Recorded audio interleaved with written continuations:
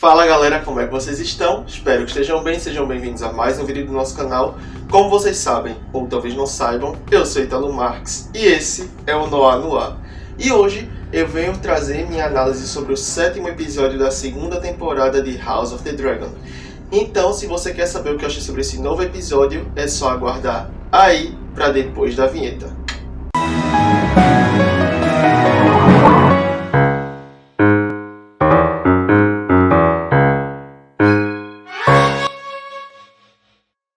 Bom, antes da gente começar, vocês sabem que eu tenho que vir aqui e pedir para vocês darem like no vídeo, se inscreverem no canal, ativar o sininho para não perder nenhuma das próximas notificações aqui do Noir, comentar, compartilhar, façam a parte de vocês daí, que a gente faz a parte da gente daqui para entregar conteúdo para vocês. Não vai custar nada para vocês, vai ajudar bastante a gente e desde já a gente agradece demais. Jabá feito, bora pro tema. O 7º episódio, intitulado The Red Sowing, ou A Sementeira Vermelha, a Semeadura Vermelha, no português, se inicia com uma cena belíssima do encontro de Rhaenyra com Adam, depois de ela ter ido procurar ali o novo montador de Sea-Smoke para descobrir quem era. A gente tem eles se encontrando ali numa praia. É uma cena que logo de início você já vê a qualidade e a exuberância dela, porque nós vemos os detalhes dos dragões ali se encarando um de frente para o outro, rosnando um para o outro, enquanto Rhaenyra está ali tentando descobrir quem é Adam, quem é aquele homem que reivindicou aquele dragão que pertence à casa Targaryen, e ela pergunta quem ele é. Ele fala que ele é Adam the Whole, que ele trabalha como carpinteiro naval para Corlys Velaryon. E ela pergunta o que ele quer, porque ele está com um dragão que pertence à família dela. E ele fala que ele só quer aprender a montar dragões, que ele não foi atrás do dragão, que o dragão foi atrás dele e o escolheu. Então ela pergunta para ele qual é a linhagem dele. Ele diz que a mãe dele era uma carpinteira naval também, e que o pai dele pouco se sabe, que não tem registro, que a família dele não guarda registros. Então ela diz que ele fez uma coisa que ela julgava ser impossível, mas que o fato dele ter conseguido deixou ela muito feliz, que no caso é uma pessoa que não tem exatamente sangue real, que não é diretamente ligado à família Targaryen, conseguir reivindicar um dragão.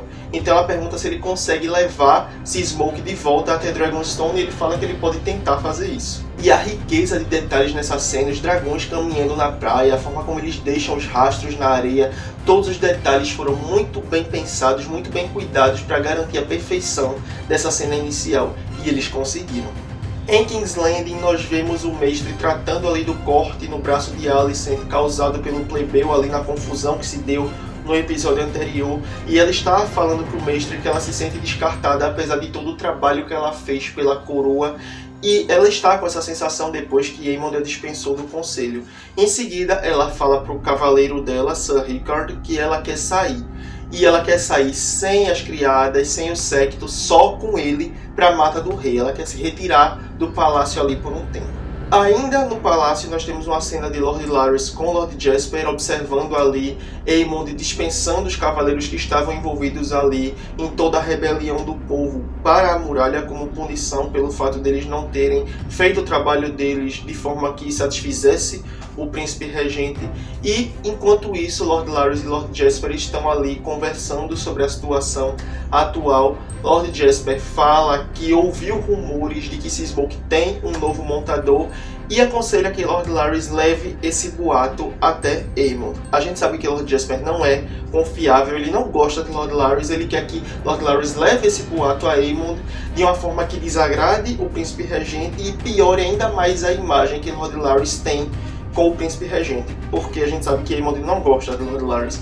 Mas Lord Larys é esperto, ele não vai se deixar levar por essa manipulação tão fraca do Lord Jasper. E Lord Larys pergunta a procedência desse rumor, e Lord Jasper fala que foi um verdadeiro disse-me-disse, que ele ouviu de uma pessoa, que ouviu de outra, que ouviu de outra, que ouviu de outra, que presenciou o fato. Então ele fala que rumores desse tipo devem ser deixados ao vento. É esse o conselho que Lord Larys dá ao Lord Jasper. Ele fala que ele pode levar o rumor a Aemond, mas que não vai ter muito efeito, porque é uma coisa que é incerta, que não sabe se de fato é verdade ou se é apenas fofoca ali que se criou e se disseminou entre os plebeus.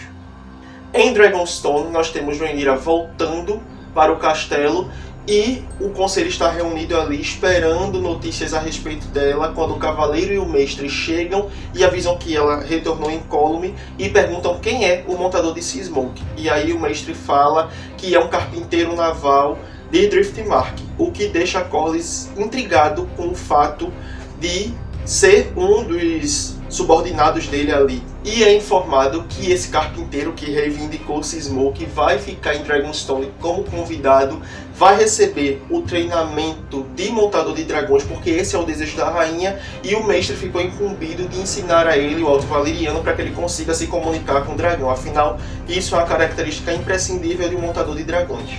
Mas Lord Bartmus começa a questionar pelo fato de ser um plebeu, que pouco se sabe dele, e ele continua falando mesmo depois de ter apanhado na cara. Para ele ficar calado, aquele velho precisa ser silenciado. Alguém deveria cortar a língua dele porque ninguém aguenta mais. Mas ele pergunta o que é que Corlys pensa disso, e Corlys fala que é melhor esperar os relatos da rainha a respeito da situação. Então o cavaleiro também informa que Rhaenyra não vai comparecer à reunião do Pequeno Conselho naquele momento, e a reunião se inicia sem ela. Depois disso, nós temos uma cena em que Rhaenyra está conversando com Mysaria, e Rhaenyra conta para Mysaria que ela acredita que Adam tem sim sangue Targaryen, que tem alguma coisa ali na linhagem dele que indica isso, e que talvez o fato de Sir Steffon não ter conseguido reivindicar o dragão quando ele tentou seja o fato de que o elo sanguíneo dele ainda era muito fraco para ele conseguir tal feito. E ela fala que deve haver alguma linhagem mais direta ali no sangue de Adam para explicar isso, e que devem haver outros também com a linhagem mais direta. Mysaria pergunta se Rhaenyra confia nele, e Rhaenyra fala que ela não tem outra escolha porque ele tem um dragão e que ela precisa de dragões para poder reagir nessa guerra contra os verdes. Então Mysaria sugere que Rhaenyra procure pela prole infame da casa Targaryen, que ela vá até os frutos ali de relações que os Targaryen tiveram com as mulheres dos bordéis, os bastardos, em outras palavras, porque ela sabe que existem muitos bastardos Targaryen em Dragonstone e em King's Landing, porque os Targaryen são conhecidos por frequentarem casas dos prazeres e gerarem proles infames, o que significa que existem muitos bastardos que têm uma linhagem direta com sangue Targaryen e que podem sim ter a capacidade de reivindicar um dragão. Mysaria ainda garante que os plebeus, os bastardos, são mais propensos a servir Rhaenyra do que os próprios nobres, e que existe mais honra entre os plebeus do que os nobres nessa situação. E Mysaria sugere que Rhaenyra se beneficie disso, se beneficie do fato da ordem das coisas ter sido alterada. E aí Rhaenyra fala para Mysaria que durante 20 anos os lords zombaram dos filhos dela pelo fato de ter esse rumor de que eles não eram filhos de Laenor com ela, de fato, que eles eram filhos de um adultério, e ela decide, a partir daí, formar um exército de bastardos. Em seguida, temos Corlys indo até Adam, ali em Dragonstone, onde Adam pede a ele licença do posto dele de carpinteiro naval, porque ele vai precisar ficar em Dragonstone. Corlys concede a licença a ele, e em vez de ele parabenizar de fato, porque ele é o pai de Adam, ele simplesmente diz que Adam fez um bom trabalho e sai da sala. Nós vemos aí que de fato ele tem um trato um tanto quanto diferente com Adam do que ele tem com Alicent. Com Adam ele é muito mais rígido e muito mais monossilábico, ele não se deixa levar pelo momento, ele mantém ali o limite entre ele e o filho dele, porque o filho dele é bastardo. Em Harrenhal nós temos os lords de Riverland chegando ali para ter uma reunião com Daemon, e a princípio ele tem um encontro ali com o Lord Oscar Tully, que agora é o novo Lorde Soberano de Harrenhal, depois que o avô dele, Grover Tully, morreu, e a gente teve essa notícia no final do episódio 6. E ele tem ali aquela audiência com Daemon naquele salão ali de reuniões, onde Daemon se reúne com os lords das outras casas ali de Riverlands. E Oscar relembra a Daemon de como a reunião que eles tiveram anteriormente foi mal sucedida, e Daemon fala que naquela reunião Oscar não era útil para ele, mas que é útil para ele agora, já que ele se tornou o Lorde de Riverlands. Então Oscar fala sobre o juramento que a casa Tully fez a Viserys e a rainha Rhaenyra como a legítima herdeira de Viserys, e que por conta disso eles também têm lealdade ao rei consorte dela. E eu amo quando as pessoas relembram Daemon de que ele não é o rei, que ele é o rei consorte, que ele é o marido da rainha. E Oscar Tully faz isso aqui também. Então Daemon pede que ele convoque os vassalos dele para a guerra, para se associar ali ao exército, para lutar ao lado de Daemon. Mas Oscar Tully fala para ele que isso vai ser difícil porque eles precisam ver se de fato os Lordes de Riverlands já vão reconhecer a autoridade dele, principalmente porque ele acabou de se tornar o Lorde Soberano. E aí ele também diz que tem outro porém, que todos os Lordes de Riverlands odeiam Daemon. A gente sabe disso porque ele permitiu ali que os Blackwood fizessem as atrocidades que fizessem com o povo de Riverlands, os inocentes lá, e os Lords já foram até Harrenhal para questionar ele pelas escolhas que ele fez, pelo fato dele ter permitido que isso acontecesse. Então, todos os Lords ali têm uma certa mágoa do que Daemon fez e não confiam nele, não gostam dele e não estão muito dispostos nem propensos a ajudar ele nessa guerra. Mas Daemon fala para Oscar Tully que ele não precisa de amor e sim de espadas. Logo depois nós temos a reunião de Daemon com os Lordes de Riverlands ali, onde ele fala que é o tempo de deixar as desavenças para trás, que o que passou, passou, e que agora eles precisam focar no futuro e ir dali em diante juntos e lutando juntos em prol da coroa. Então o Lord Oscar fala para os Lordes ali de Riverlands que ele espera começar bem como Lorde Soberano para tentar ser metade do que o avô dele foi. Então Daemon começa a falar sobre tradições ali e relembra que Lord Oscar jurou a lealdade da casa Tully e dos vassalos a ele. Então Lord Piper, um dos Lordes ali de Riverlands, questiona o porquê deles deverem seguir as ordens de um Lorde que é muito jovem e que se associa a quem profana inocentes. Então William Blackwood fala que fez isso porque ele precisava conter os traidores e mostra que ele trouxe ali os traidores que se uniram aos usurpadores ali diante dos Lordes de Riverlands, e mostra lá que está com Amos Bracken e o filho dele, que são os representantes da casa Bracken, que estavam associados aos Verdes. Porém, Lord Piper fala que os Bracken não são mais traidores da terra do que os Blackwood, afinal de contas foram eles que fizeram o que fizeram, pintaram o caos ali em Riverlands. Então Lord Oscar diz que concorda que ele realmente é jovem e fala que ele não tem amor nenhum a Daemon Targaryen, visto que ele desonrou a si mesmo e a coroa com o comportamento dele. Mas ele diz que, sendo novo como é, não tem muito direcionamento ao qual seguir, senão o juramento que o avô dele fez a Viserys quando Viserys nomeou Rhaenyra como herdeira. E que ele não vê razões para mudar a lealdade dele, por mais que ele tenha repúdio às atitudes que o representante dela, o príncipe, teve. Então Daemon pede que Oscar tenha cuidado com as palavras dele, mas Oscar vai até ele e pergunta: você quer nossos exércitos ou não? Ele não tem medo nenhum, por mais jovem que seja, de peitar Daemon. Ele vai ali diante dele e questiona, e ele fala, e ele é muito maior do que ele imagina que é. Craque do jogo.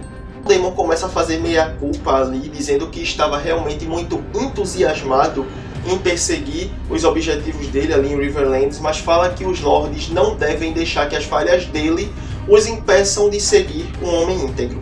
Então a Lady relembra que os velhos costumes de Riverlands requerem que a justiça seja feita. Então Sir William fala que a justiça foi feita quando ele conseguiu render os apoiadores do usurpador ali. Sir William devia ficar calado, ele não deveria falar muita coisa porque a posição dele nessa situação aqui é de extrema desvantagem. Mas ele vai lá e declara a vassalagem dele a Oscar, e Lord Oscar aceita a vassalagem dele. Porém, ele diz que há apenas uma resposta aos crimes que Sir William cometeu. E Sir William fala que ele só fez o que o rei solicitou. E Lord Oscar concorda que Daemon deixou muito claros os interesses e os desejos dele ali em Riverlands, mas que Sir William tinha a escolha de não cometer tal selvageria, que se ele fez foi porque ele quis. Então eles pedem que os cavaleiros prendam Sir William, e Sir William pede que Daemon interceda por ele ali, mas Lord Oscar fala para Daemon que se ele quiser demonstrar arrependimento pelas coisas que ele fez em Riverlands, ele deve corrigir esse erro naquele momento. Então Daemon vai até lá, sem hesitar muito, pega a espada e corta a cabeça de Sir William. Em seguida nós temos Daemon em mais uma alucinação ali na maldição da residência Harrenhal, onde ele se encontra novamente com Viserys, e Viserys dessa vez já está com um aspecto mais cadavérico, igual que ele estava ali no fim da vida dele, com o rosto meio comprometido já pela doença, e ele está segurando nas mãos dele a coroa e falando para Daemon que a coroa esmaga todo mundo que está abaixo dela, e fala que Daemon sempre quis a coroa e pergunta se ele ainda a quer. Na cena seguinte, nós retornamos a King's Landing e nós vemos o mestre tentando fazer Aegon caminhar e ele está gritando de dor. Tá muito incômodo para ele tentar fazer aquilo ali. Chega um momento que ele cai e Lord Larys entra nos aposentos reais e ajuda o mestre a colocar Aegon de volta na cama e fala para Aegon que o progresso dele é impressionante, mas que ele vai precisar se esforçar mais do que aquilo, porque o corpo dele vai precisar se adaptar às atuais condições em que ele está, porque Aegon jamais vai voltar a ser o que ele era antes da luta ali em Rook's Rest. Depois disso, Lord Larys se volta para o mestre e fala que ele vai ter que ser mais cauteloso, mas o mestre fala que estava fazendo o Aegon se esforçar como o próprio Lord Larys solicitou, porque a gente sabe que para o Lord Larys é extremamente importante que Aegon se recupere o mais rápido possível para tirar Aemond do posto de príncipe regente. Então Lord Larys diz ao mestre que Aegon deve tentar caminhar depois de algumas horas, e o mestre fala que Aegon está exausto. Mas o Lord Larys fala para o mestre que vai demorar muito até que Aegon possa descansar. E ele não está falando apenas do esforço que Aegon faz para tentar se colocar de pé novamente. Em Driftmark, Corlys procura Alyn para atribuir a ele uma tarefa dada pela própria rainha Rhaenyra, que é a de levar barcos de pesca até King's Landing. Ele pede que Alyn contrate capitães e soldados de confiança e diz que uma mensagem deve ser levada até alguém que está em King's Landing também. Logo depois ele conta para Alyn que o novo montador de Seasmoke é Adam e que não sabia muito sobre o legado da mãe deles. E aí ele fala que os Velaryon não são lordes de dragões, apesar de virem de Valíria, e que se Adam conseguiu reivindicar um dragão é porque deve haver algo Targaryen ali no sangue deles, deve ter alguma coisa ali na linhagem sanguínea deles. E aí ele questiona isso, mas Alyn fala para ele que Adam sempre foi inquieto, esperando algo que provasse o valor dele, mas que ele, Alyn, é feito de sal e mar e que ele não anseia nada além disso. É assim que ele se enxerga, é assim que ele se vê. E isso deixa Corlys mais aliviado. A gente vê que Corlys tem um trato mais paternal, ainda que discreto, com Alyn, porque ele começou a enxergar que o futuro da Casa Velaryon está ali naquele filho bastardo dele. Logo depois nós vamos ao vale, onde Rhaena está deixando o lar da Casa Arryn com os filhos mais novos de Rhaenyra com destino a Pentos, mas assim que os portões se fecham para eles ali, Rhaena desvia do caminho e vai procurar ali o dragão selvagem que está na área do vale ali. Ela tá em busca dele, tá querendo reivindicá-lo, pelo que dá a entender. E aí vem Shipstealer, provavelmente. Na Mata do Rei, Alicent está ali com seu cavalo pelas trilhas da floresta até que ela chega ao acampamento onde ela está assentada com Sir Rickard e ela fala para ele que ela vai descansar agora. Ela se dirige ali à barraca dela e Sir Rickard pergunta para ela quando ela pretende voltar à cidade e ela fala que ela nem sabe se vai voltar. Em Dragonstone, Jaehaerys vai questionar a decisão de Rhaenyra de colocar plebeus para montar dragões. Ele fala que a Casa Targaryen tem o sangue do dragão e que se eles perderem isso, se qualquer um conseguir montar dragões, qual vai ser o sentido? Qual vai ser o peso que isso tem? Nenhum. E ele pergunta para Rhaenyra o que os Targaryen são sem a exclusividade de montar dragões. E Rhaenyra fala para ele que os Targaryen são os governantes dos 7 reinos. Aí Jaehaerys pergunta para ela o que vai ser feito se algum bastardo de cabelos prateados decidir que ele deve governar Westeros. E aí Rhaenyra fala que com os plebeus montando dragões eles vão poder botar um fim nessa guerra desnecessária. E que ela vai conseguir com mais facilidade o lugar dela por direito no Trono de Ferro. Aí Jaehaerys pergunta para ela o que vai acontecer quando ela morrer, e ela fala que Jaehaerys é o herdeiro dela, mas aí ele relembra do cabelo preto dele e faz insinuações ao caso que ela tinha com Harwin Strong ali, e que por conta disso ele não tem os cabelos prateados dos Targaryen, e que a única coisa que ele tinha para argumentar a legitimidade dele como um herdeiro Targaryen era o fato dele poder montar um dragão, mas que Rhaenyra está prestes a arrancar isso dele também quando ela permitir que plebeus também montem dragões. Ela fala que essa situação também não a agrada, e Jaehaerys pede a ela, quase chorando, que ela não prossiga com isso.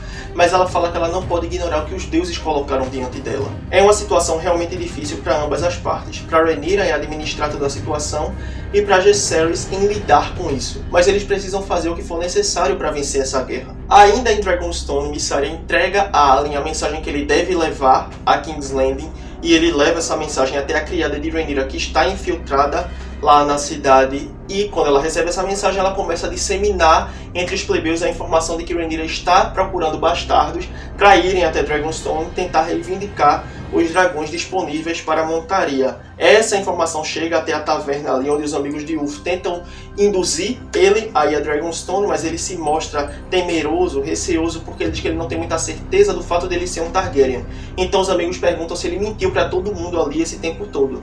E ele fala que não, e aí os amigos conseguem convencer ele a ir. Assim como Ulf está determinado a ir, Hugh também está, mas a esposa dele não apoia muito essa ideia. E ele fala para ela que ele sente que ele deve ir porque ele não conheceu o pai dele, mas que ele mentiu para ela quando ele disse que não conhecia a mãe também.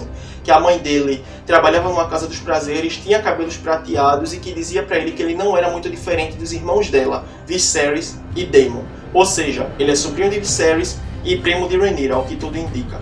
Mas ele fala para a esposa que ele teve muita vergonha da mãe dele por muito tempo e que por conta disso ele tentou fazer o destino dele com as próprias mãos, mas que falhou nisso quando ele não conseguiu proteger a esposa dele e não conseguiu manter a filha dele viva. A gente sabia que a filha dele estava doente já há um tempo ali e a situação dele estava difícil com a questão da fome, eles não conseguiam curar a filha deles, eles não conseguiam sarar a menina e infelizmente ela veio a falecer. Então ele fala que se ele conseguir reivindicar um dragão em Dragonstone, ele vai conseguir melhorar a vida da família dele, eles não vão mais passar necessidades, ele vai se tornar um lord e a esposa dele, por consequência, vai se tornar uma lady também. Mas ela fala que ela não tem interesse em ser uma lady e que também não quer se tornar uma viúva, porque ela sabe os riscos que implicam tentar reivindicar um dragão, caso tudo dê errado. Mas ele fala para ela que ele precisa fazer alguma coisa. Na noite desse mesmo dia, os bastardos partem para Dragonstone. Na cena seguinte, nós temos Alicent ainda na Ilha de Caras, tomando banho ali no lago. É uma cena muito bonita, essa cena em que ela está ali boiando nas águas, e a gente vê que ela está num momento de contemplação de si mesma e de tentar pensar em tudo que ela fez. Na verdade, é uma crise de identidade misturada ao remorso de todas as besteiras que ela fez até aqui. Depois disso, nós temos a chegada dos bastardos a Dragonstone e o Valet ali dos dragões falando para Rhaenyra que ele considera tudo aquilo ali errado, que o fato dela querer colocar bastardos em dragões é uma blasfêmia e que a ordem dele não vai participar disso. E quando os tratadores de dragões se retiram, Rhaenyra se volta para os plebeus que foram ali até Dragonstone e fala para eles que ela achava que sabia o que significava reivindicar um dragão, mas que o conhecimento que ela achava que tinha caiu por terra e virou cinzas quando ela viu que um plebeu conseguia montar um dragão. Ela diz que cada pessoa presente ali deixou uma vida para trás, uma vida para a qual eles talvez nunca voltem, mas que se eles sobreviverem eles serão transformados. Afinal de contas, ninguém consegue encarar o dragão e permanecer a mesma pessoa. Ela fala que o propósito dos pretos é acabar com a adversidade que trouxe tantas privações e tanta fome para os plebeus, tanto sofrimento para o povo. E ela fala que a pretensão dela com isso é arranjar montadores para os 2 dragões que estão disponíveis ali, porque isso vai garantir a rendição do inimigo e a restauração da paz sem nenhuma carnificina. Logo em seguida ela fala sobre Vermithor, que é o maior dragão depois de Veiga e talvez o mais feroz, conhecido como Fúria de Bronze. E ela encaminha os plebeus até o estábulo dos dragões ali de Dragonstone para mostrar o dragão a eles.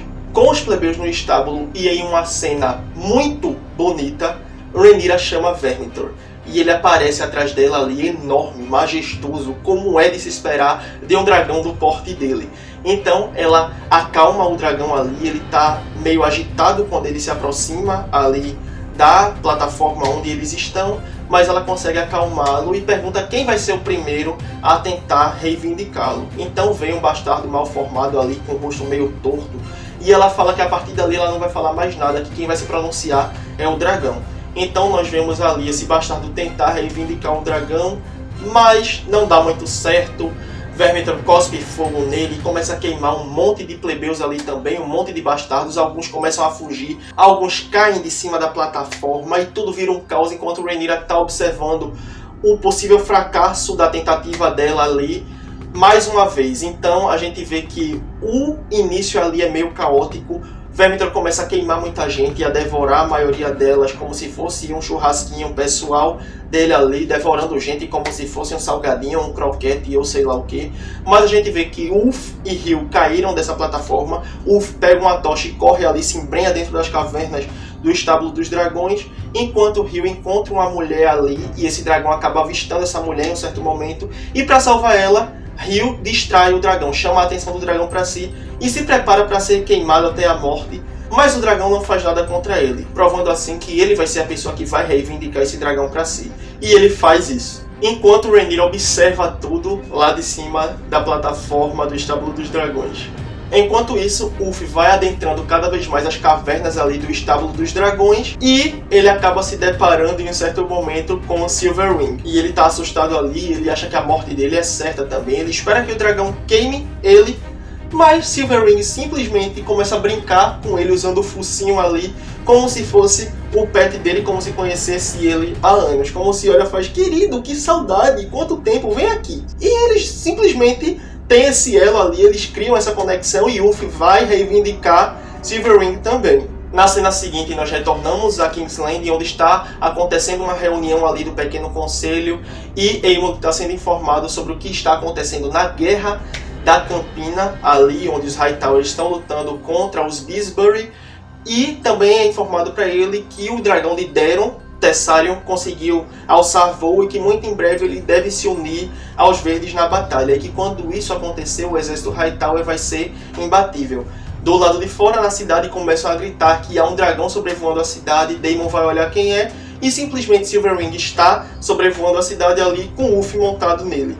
Aemond vai correndo na direção do estábulo ali, pega o cavalo dele e vai até Veigar para perseguir Silverwing com seu novo montador, e ele vai perseguindo ali o dragão até que ele se aproxima de Dragonstone e covardemente recua, dá meia volta, quando ele se dá conta que se trata de uma armadilha ali, porque Rhaenyra está esperando ele com Syrax, Vermithor e Silverwing para atacá-lo. Então, agora ela tem mais dragões do que ele dispõe a favor dele. E o episódio se encerra dessa forma. Eu achei esse episódio muito bom, porque ele trouxe muitos acontecimentos importantes, assim como os anteriores. Teve uma overdose de dragões, um mais bonito do que o outro, uma cena mais bem feita do que a outra em relação a como eles acabaram os efeitos visuais aqui nesse episódio. Eu acho que tudo nele sai muito a contento nos aspectos técnicos, como sempre é. Então foi um episódio muito rico visualmente e também em questão de roteiro, porque nós tivemos muitas pessoas colocando os interesses na mesa e falando sobre o que de fato está em jogo ali na Dança dos Dragões. E uma coisa que eu gostei muito nesse episódio também foi como eles usaram e abusaram dos closes na cara da Aemma D'Arcy.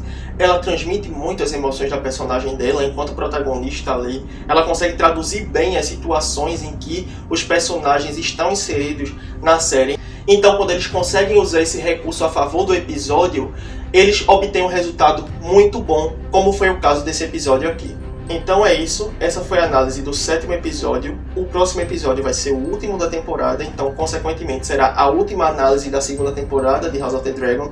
E tem muita coisa para acontecer nessa história ainda e eu estou ansioso pelo que vem aí pela frente. É isso, galera, essa foi minha opinião sobre o 7º episódio de House of the Dragon. Eu espero que vocês tenham gostado. Se vocês gostaram, não esqueçam de dar like no vídeo, se inscrever no canal, ativar o sininho para não perder nenhuma das próximas notificações aqui do Noir, comentar, compartilhar, manda esse vídeo aí pra galera que curte os temas que a gente traz aqui, os debates que a gente levanta, mas que ainda não sabe que a gente existe. Não pede pra essa pessoa se inscrever não, deixa ela vir, ter a própria experiência e aí ela decide se inscreve ou não.